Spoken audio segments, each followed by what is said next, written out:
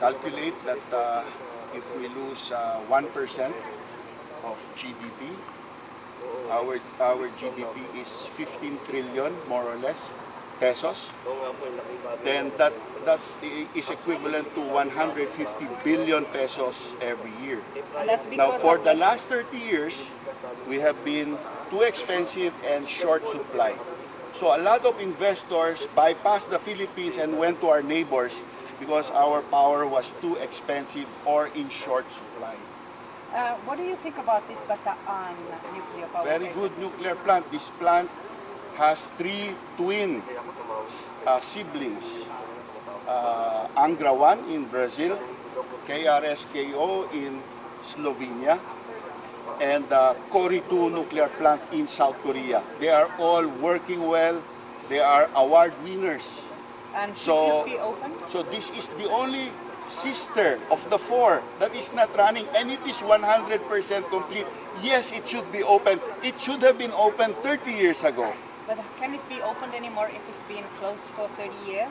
Definitely, because a nuclear plant ages through the embrittlement of the material of its reactor pressure vessel. This plant hasn't seen a single neutron, meaning it is a brand new plant.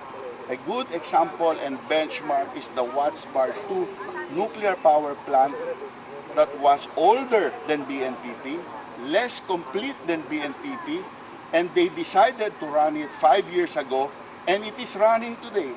Yeah. So if that plant, older, less complete, then BNPP can run, there's no reason BNPP cannot run. But it's been said that it was found out that it's too near to the fault line. There's no fault here. Ever since 2007, when we started investigating this plant, we asked the Filipino geologists, young, new Filipino geologists, to come here to search for the fault. They searched, they dug, they investigated for months. They found no fault here. There is no fault under this plant. And if you go around the plant, this plant has passed through major earthquakes, major typhoon, the Pinatubo eruption, and there's nothing wrong with the plant. So why hasn't it been open? We wasted 30 years because of fears that are unjustified. Time has proven that those fears are unjustified. So why are we wasting money? How much more nuclear power would you need in this country on top of what this could give?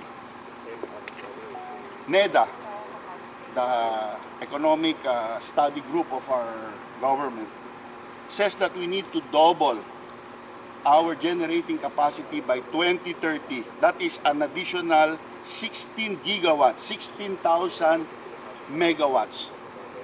Are we going to build 16 gigawatts of coal or gas power that will pollute, CO2 pollution, or are we going to build 16 gigawatts of nuclear power that is emission-free?